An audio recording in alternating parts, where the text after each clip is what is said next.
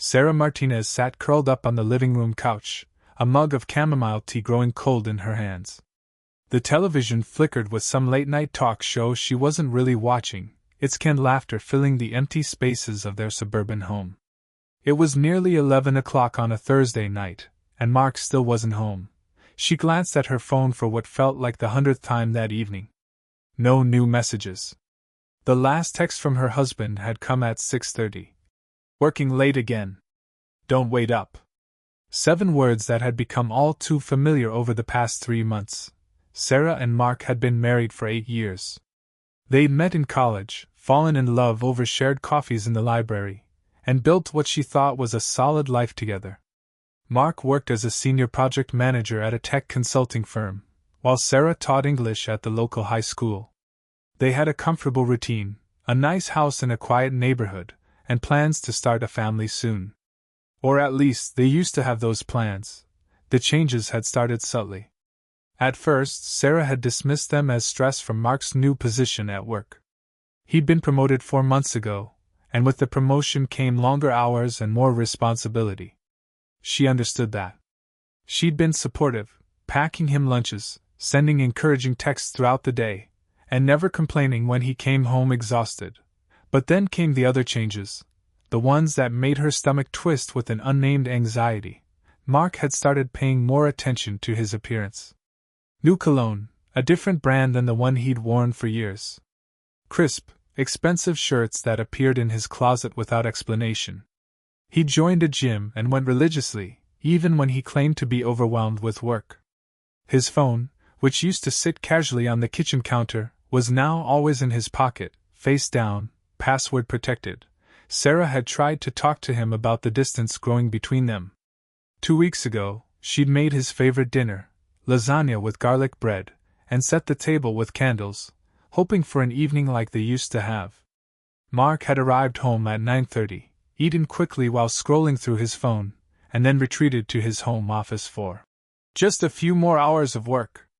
She'd stood in the doorway of the office that night, watching him type furiously on his laptop, and asked, "Are we okay, Mark?" He'd barely looked up. "Of course we are. Why would you ask that? You're just distant lately. We barely talk anymore. I'm under a lot of pressure at work, Sarah. You know that." His tone had been dismissive, almost annoyed, as if she were being unreasonable for wanting her husband's attention. Sarah had retreated, feeling foolish and needy. Maybe she was overthinking things. Maybe this was just a rough patch that all marriages went through. But the doubt had planted itself firmly in her mind, growing like a weed she couldn't pull out. Tonight, sitting alone in the house they'd bought together, Sarah felt the full weight of that doubt. She picked up her phone and scrolled through their text messages. They'd become transactional, reminders about bills, questions about dinner, confirmations of schedules. Nothing warm. Nothing loving. When had they stopped saying, "I love you"? At the end of their messages, she navigated to Mark's social media profiles, something she'd never felt the need to do before. His Facebook was barely updated, a few shared articles about technology, a birthday post from his mother that he'd liked but not responded to. His Instagram showed even less, just a few photos from a work conference 3 months ago. Sarah was about to put her phone down when something caught her eye. In one of the conference photos, Mark was standing with a group of colleagues. Her gaze fixed on a woman standing just a bit too close to him, blonde, polished, with a confident smile. Mark's hand was on her shoulder in the casual way people pose for group photos, but something about the image made Sarah's chest tighten. She clicked on the tagged names, finding the woman's profile, Jessica Brennan, Senior Marketing Director. The profile was private, but the display picture showed the same blonde woman in professional attire. Sarah stared at the photo for a long moment, trying to convince herself she was being paranoid. Mark worked with lots of people. This meant nothing. She closed the app and tossed her phone onto the couch cushion beside her, frustrated with herself. This wasn't who she was, some jealous wife stalking her husband's coworkers online. She needed to stop letting her imagination run wild. The house creaked in the silence, the old heating system clicking on with a familiar rumble. Sarah pulled the throw blanket tighter around her shoulders and tried to focus on the television. But her mind kept wandering, replaying little moments that hadn't seemed significant at the time but now felt loaded with meaning. The way Mark had laughed at something on his phone last week, then quickly darkened the screen when she'd asked what was funny. The mysterious charges on their credit card statement for restaurants she'd never been to, which Mark had explained away as client dinners. The faint smell of perfume she noticed on his jacket one evening, floral and sweet, nothing like the subtle vanilla scent she wore. Sarah closed her eyes, trying to push away the thoughts. She wanted to be wrong. She desperately wanted to be wrong. At 11:47 p.m., Sarah's phone suddenly buzzed to life, the vibration loud against the leather couch. She grabbed it reflexively, expecting a text from Mark saying he was on his way home. Instead, her screen lit up with an incoming FaceTime call. From Mark. Sarah's heart skipped a beat. Mark never FaceTimed her.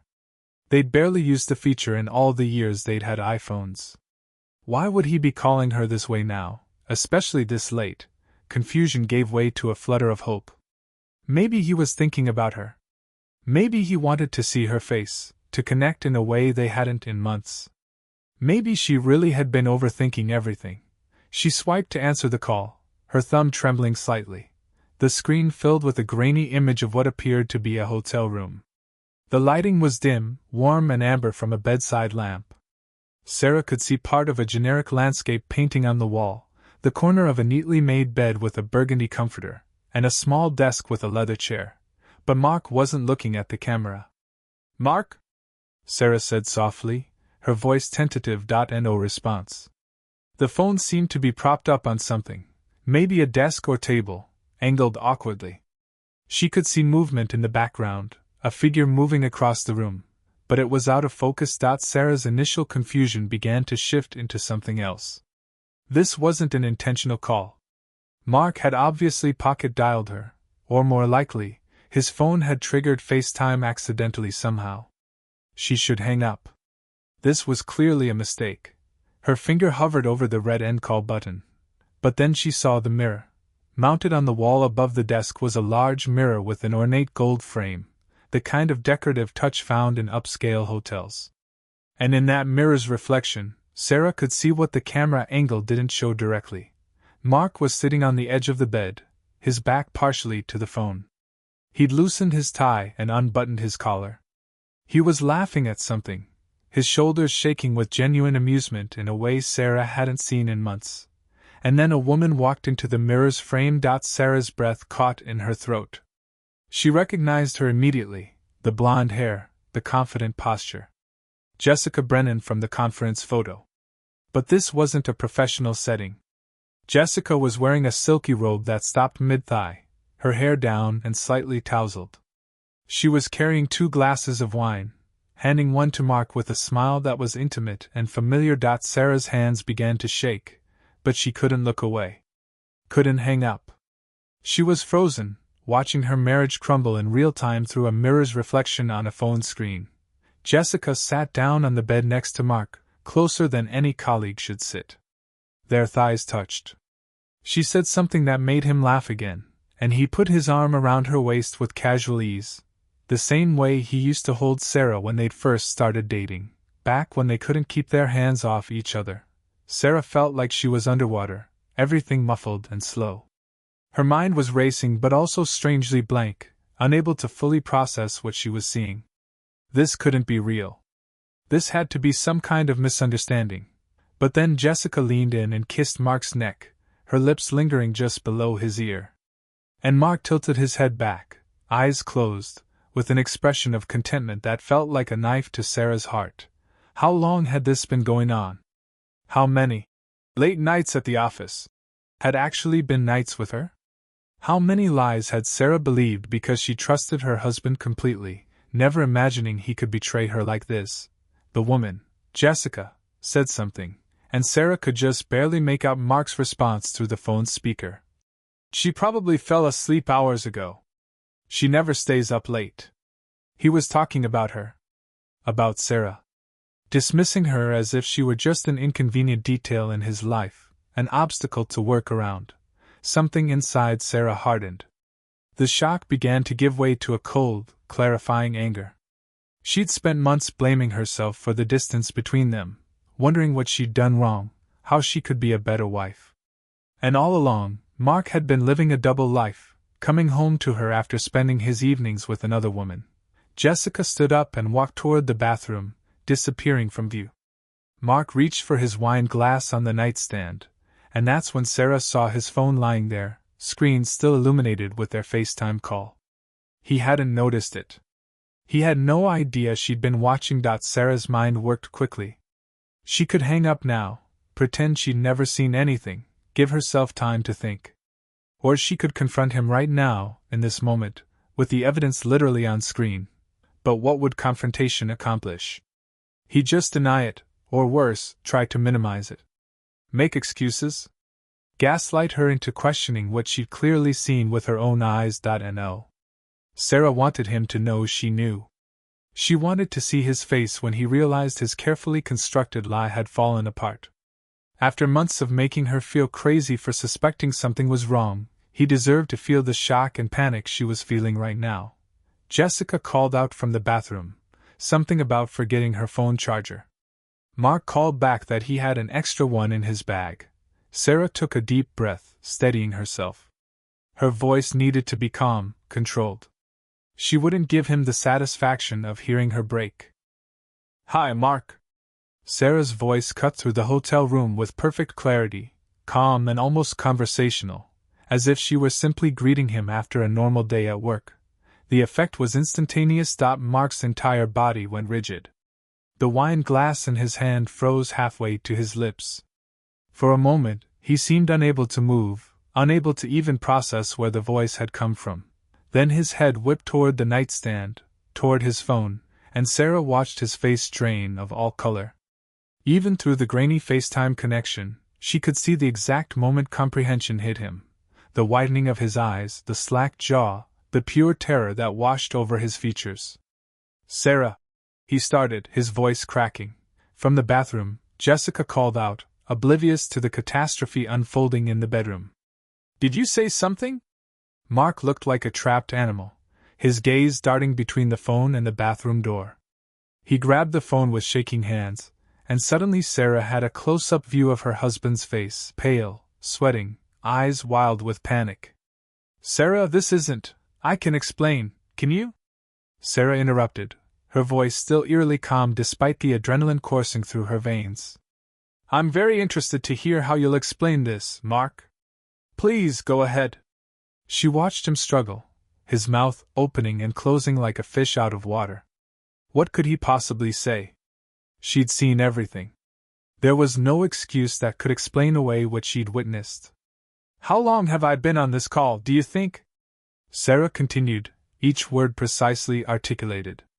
"Long enough to see her walk into the room. Long enough to watch her kiss your neck. Long enough to hear you talk about how I'm probably asleep, as if I'm just some inconvenient detail in your life. Sarah, please." Mark's voice was desperate now. "We need to talk about this in person. Just let me come home and we can what, Mark? Talk? Like we've been talking for the past 3 months? Oh wait, we haven't been talking, have we? You've been too busy working late. Or at least, that's what you told me." Jessica emerged from the bathroom, her expression shifting from confusion to alarm as she took in Mark's panicked state and the phone clutched in his hands. Sarah watched the other woman process the situation, her face flushing red. "Is that your wife?" Jessica's voice was tight, accusatory, as if Mark had somehow wronged her by having a spouse. "You said you were separated." "You said separated?" Sarah let out a bitter laugh. "Is that what he told you?" "We're not separated, Jessica. We're very much married. We live together. Sleep in the same bed. Or at least we did, until Mark started spending his nights in hotel rooms." Jessica looked at Mark with disgust and betrayal. Apparently, she'd been lied to as well. "You told me you were getting divorced. You said it was over between you two." "It is now," Sarah said quietly, more to herself than to either of them. Mark was still trying to salvage the situation, his free hand running through his hair in agitation. Sarah, just wait. Don't make any rash decisions. We've been together for 8 years. Our marriage is worth fighting for. This was a mistake, a stupid mistake, and I can fix this. Sarah's calm finally cracked, her voice rising. You think you can fix this? You've been lying to me for months, Mark. Every time you said you were working late, every time you came home smelling like someone else's perfume, every time you made me feel crazy for asking if something was wrong, those were all choices. Not mistakes. Choices. Tears were burning in her eyes now, but she refused to let them fall. Not yet. Not while he could still see her. I gave you everything, she continued, her voice breaking despite her best efforts. I supported your career, I believed in us, I planned a future with you. And you threw it all away for what? For her? For the excitement of sneaking around? What was it, Mark? What was worth destroying our marriage? Mark's face crumpled. He looked like he might cry, and Sarah felt a vicious satisfaction at his distress. Good. Let him hurt even a fraction of how much he'd hurt her. I'm sorry, he whispered. Sarah, I'm so sorry. I never meant for this to happen. I never wanted to hurt you. But you did hurt me. You are hurting me. And you knew exactly what you were doing every single time you lied to my face. Jessica had moved away from the bed, wrapping her robe tighter around herself, looking like she wanted to disappear. The romance and excitement of their affair had evaporated in the harsh light of reality. This was the mess of real life, a betrayed wife, a lying husband, a relationship built on deception. I don't want to hear any more excuses, Sarah said, her voice steadying again. I don't want to hear how sorry you are or how you never meant for this to happen. You made your choice, Mark. Now I'm making mine. What does that mean? Mark asked, fear creeping back into his voice. Sarah felt a strange sense of clarity wash over her. The uncertainty she'd been living with for months was gone, replaced by the cold, hard truth. There was no saving this marriage. There was no going back to the way things were. That version of their relationship, the one where she trusted him completely, was dead, killed by his betrayal. It means I want you to stay wherever you are tonight, Sarah said firmly. Don't come home. I need time to think, and I don't want to see your face right now. Sarah, please, I mean it, Mark. Stay away. We'll figure out the logistics later, but tonight, I need you to give me space. Before he could protest further, Sarah ended the call. The screen went black, and suddenly she was staring at her own reflection in the dark glass, pale, wide-eyed, her carefully maintained composure finally starting to crack. The silence of the house pressed in around her. For a moment, Sarah sat perfectly still, her phone still clutched in her hand, her mind struggling to catch up with everything that had just happened. Then the tears came. Sarah didn't remember walking to the bedroom. One moment she was on the couch, phone in hand, and the next she was lying on her side of the bed, the side that still smelled like her lavender pillow spray while Mark's side carried the scent of his cologne. The tears came in waves, violent and uncontrollable. She pressed her face into the pillow to muffle the sounds of her crying, even though there was no one to hear. The physical pain was surprising. Her chest actually ached, as if something inside her had been physically torn apart. She supposed something had been, the life she thought she was building, the future she'd imagined, the trust that had been the foundation of her marriage. How had she not seen it? Were there signs she'd missed, or had Mark simply become an expert liar? Sarah's mind raced backward through the past months, re-examining every late night, every distracted conversation, every time he'd pulled away from her touch. The gym membership he'd bought in January, had that been about impressing Jessica? The new clothes, the expensive haircuts, the sudden interest in wearing cologne every day even for video conferences, had all of that been for her? Sarah thought about the night 2 weeks ago when she tried to initiate intimacy with Mark. They hadn't made love in over a month, and she'd missed that connection, that physical closeness that had always been easy between them. She'd kissed him, run her hands under his shirt, tried to remind him of what they had together. He gently pushed her away. I'm exhausted, Sarah. Can we do this another time? Now she understood. He'd been saving his energy for someone else. The thought made her stomach turn. She stumbled to the bathroom and splashed cold water on her face, gripping the edge of the sink as another wave of nausea passed. When she looked up, her reflection shocked her, eyes red and swollen, face blotchy, hair a mess. She looked like someone whose world had just fallen apart, because that's exactly what had happened. Sarah's phone buzzed continuously on the bed, calls from Mark, text messages piling up. She could see the notifications lighting up the screen from where she stood. She didn't need to read them to know what they said. More apologies. More excuses. More desperate attempts to salvage what he'd destroyed. She couldn't deal with him right now. She couldn't deal with any of this. Instead, Sarah found herself reaching for her own phone, scrolling through contacts until she found the name she needed, Rebecca Chin, her best friend since college. It was after midnight, but Rebecca had always been a night owl, and more importantly, she'd always been there when Sarah needed her. The phone rang 3 times before a sleepy voice answered. Sarah? What's wrong? And somehow, Rebecca just knew. Maybe it was the time of the call, or the sound of Sarah's ragged breathing, or the sixth sense that comes with years of friendship. Whatever it was, Rebecca's voice immediately sharpened with concern. Talk to me. What happened? The words tumbled out of Sarah in a chaotic rush. The months of suspicion, the FaceTime call, the mirror, the other woman, Mark's face when he realized she'd seen everything. Rebecca listened without interrupting, occasionally making small sounds of sympathy or anger. When Sarah finally fell silent, exhausted from crying and talking, Rebecca spoke with fierce certainty. I'm coming over. Right now. Don't argue with me. Beck, it's almost 1 a.m. I don't care if it's 4 a.m. You're not staying alone tonight. Put coffee on.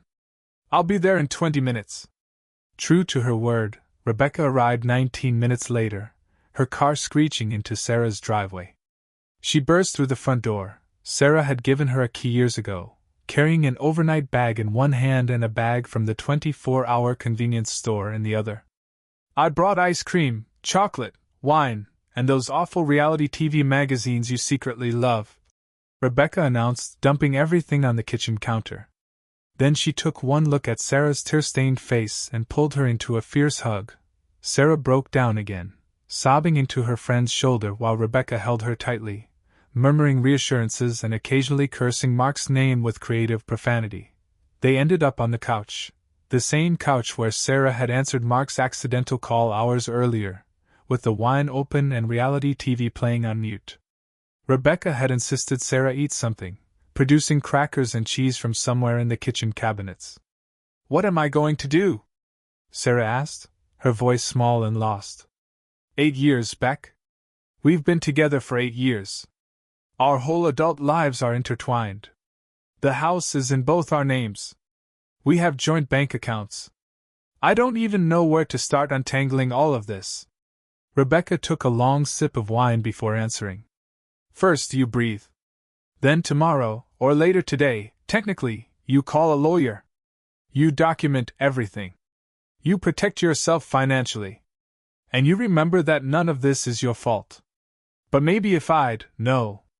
Rebecca's voice was sharp. Don't do that to yourself. Don't make his choices your responsibility.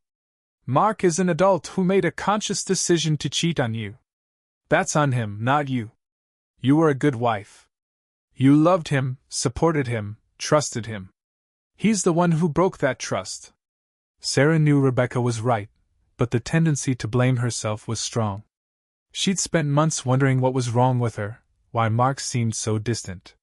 It would take time to rewire that thinking, to truly believe that his betrayal wasn't somehow her failure. Her phone buzzed again, another text from Mark. Rebecca snatched it up before Sarah could react. Do you want me to read it to you, or should I just tell him to stop contacting you tonight? Sarah considered. Part of her wanted to know what he was saying. Part of her couldn't bear to hear another word from him. Just tell me the general content. Is he still making excuses? Rebecca scrolled through the messages, her expression growing darker with each one. He's cycling through the greatest hits of cheater apologies. It meant nothing.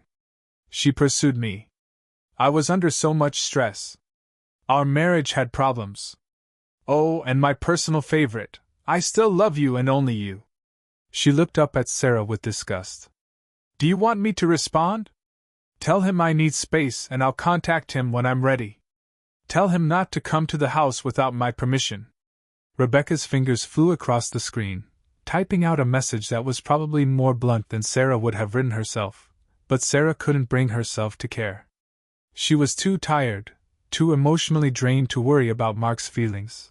They stayed up talking until the sky began to lighten outside the windows. Rebecca shared her own story of being cheated on in her mid-20s, how devastating it had felt at the time, but how she'd eventually healed and found someone better. She talked about the practical aspects Sarah would need to handle: finances, living arrangements, possibly couples counseling if Sarah wanted to try to salvage the marriage, though Rebecca's tone made it clear she thought Mark didn't deserve that chance. Can I ask you something honestly? Sarah said as dawn broke. Do you think I should try to work it out with him? For the sake of our history together? Rebecca was quiet for a long moment, choosing her words carefully. I think that's a decision only you can make. Some people can rebuild after infidelity, and some can't. But Sarah, you need to ask yourself, do you really want to? Not because of sunk costs or fear of being alone or what other people will think, but because you genuinely believe the relationship is worth saving and that Mark is capable of change. Sarah thought about Mark's face on the FaceTime call, the easy intimacy with Jessica, the casual way he dismissed her as someone who probably fell asleep hours ago. She thought about months of lies and deception. She thought about the future she'd imagined: children, growing old together, being partners through life's challenges, and realized that future was with a version of Mark who didn't actually exist. The real Mark had shown her exactly who he was tonight. No, she whispered. I don't think I want to work it out. I don't think I can ever trust him again. Rebecca squeezed her hand. Then that's your answer. And it's okay to grieve what you're losing, even though he's the one who destroyed it. You're allowed to be sad about the life you thought you had, even as you recognize it wasn't real. As the sun rose fully, painting the living room in shades of pink and gold, Sarah felt something shift inside her. The acute pain was still there, raw and terrible, but underneath it was something else: determination. Her marriage was ending, but her life wasn't. She would survive this. She would rebuild. And eventually she would be okay. She just had to take it one day at a time. 3 months later, Sarah stood in the doorway of what was now her house, hers alone, after Mark had moved out and they'd agreed she would keep it as part of the divorce settlement. The living room looked different now. She'd rearranged the furniture, painted the walls a warm sage green, and replaced the artwork with pieces she'd chosen herself at a local gallery. The divorce proceedings had been mercifully straightforward. Mark hadn't fought her on anything, perhaps because guilt made him compliant, or perhaps because he'd simply been eager to move on with his new life with Jessica. Sarah tried not to think about them too much, though she'd heard through mutual acquaintances that the relationship was already showing strain. Apparently, affairs built on deception didn't tend to thrive when exposed to the light of day. Sarah's phone rang, a real call this time, not an accidental FaceTime that would change her life. It was her sister, checking in for their weekly conversation. Hey, Laura! Sarah answered, carrying the phone into the kitchen where she was preparing dinner. Just for herself, but she'd learned to enjoy cooking for one, making the meals she liked without worrying about Mark's preferences. How are you doing? Really doing? Laura asked with the gentle concern she'd shown throughout the divorce. Sarah considered the question honestly. Better, she said, and meant it. Some days are still hard. I have moments where I see something that reminds me of him, or I wake up and forget for a second that he's gone. But mostly, I'm okay. Better than okay, actually. And it was true. The first month after Mark left had been brutal: lonely nights in a too-quiet house, well-meaning friends asking if she was putting herself out there yet, the administrative nightmare of disentangling 8 years of shared life. There had been days when getting out of bed felt like a monumental achievement. But slowly, imperceptibly, it had gotten easier. Sarah had thrown herself into her teaching, finding renewed energy for her students and their enthusiasm for literature. She'd started going to yoga classes at the studio near her school. She'd reconnected with friends she'd somewhat neglected during her marriage, realizing how much of herself she'd sublimated to make room for Mark's needs and schedule. Rebecca had been her rock throughout it all, but Sarah had also discovered strengths she hadn't known she possessed. She'd navigated lawyers and paperwork and difficult conversations with grace she wouldn't have believed herself capable of months earlier. "I'm proud of you," Laura said softly. "I know this wasn't what you wanted, but you've handled it with so much dignity." After they hung up, Sarah poured herself a glass of wine and stepped out onto the back deck. It was a beautiful evening in early spring, the air soft and full of the scent of blooming flowers. She'd planted a garden last month, herbs and vegetables she'd always wanted to grow but never had time for when she was trying to maintain the perfect household for her marriage. The tomato plants were already showing tiny green fruits. The basil was flourishing. Every day, she watched them grow, tended them carefully, and found unexpected peace in the simple act of nurturing something. Her phone buzzed with a text from Rebecca. "Trivia night at Murphy's tomorrow. You in?" Sarah smiled and typed back, "Absolutely." 6 months ago, she would have declined, making excuses about being tired or needing to wait for Mark to confirm his schedule. Now, she made plans freely, answered only to herself, filled her calendar with things that brought her joy. The divorce would be finalized in 2 more months. The papers were drawn up, the assets divided, the official end to her marriage approaching on a specific calendar date. Sarah had thought that would devastate her, the concrete evidence that her marriage had failed. But instead, she found herself looking forward to it. Not because she was glad the marriage ended, but because it represented a closing of one chapter and the beginning of another. She'd learned hard lessons about trust, about the importance of honoring her own intuition, about not making herself small to accommodate someone else's deceit. She'd learned that she was stronger than she'd known, more resilient than she'd believed, more complete on her own than she'd ever given herself credit for. Sometimes, late at night, Sarah thought about that accidental FaceTime call. She'd wondered in the immediate aftermath if she should have just hung up, stayed in ignorance, let the charade continue. But now she understood it for what it was, a gift, in the cruelest possible wrapping. If Mark hadn't accidentally called her that night, she might have lived in denial for months or even years longer, slowly losing herself while he lived a double life. The call had been excruciating, but it had also set her free. As the sun set over her backyard, painting the sky in shades of orange and purple, Sarah raised her wine glass in a silent toast, to survival, to new beginnings, to the woman she was becoming. She had loved Mark completely, had built a life around their partnership, had believed in their forever. His betrayal had shattered that belief and broken her heart. But hearts healed. Lives rebuilt. And women who thought they couldn't survive without their partners discovered they not only could survive, but could thrive. Sarah's story hadn't ended that night in March when her phone rang with an accidental call. It had simply taken an unexpected turn, leading her down a path she'd never anticipated but one that was entirely her own. She didn't know what the future held. Maybe someday she'd be ready to trust someone new. Maybe she'd choose to stay single, building a life that was full and rich and complete without a romantic partner. Either way, the choice would be hers, made with clear eyes and hard-won wisdom. For now, she was exactly where she needed to be, standing in her own home, tending her own garden, living her own life. The marriage had ended, but Sarah's story was just beginning. And this time, she was writing it herself. The end.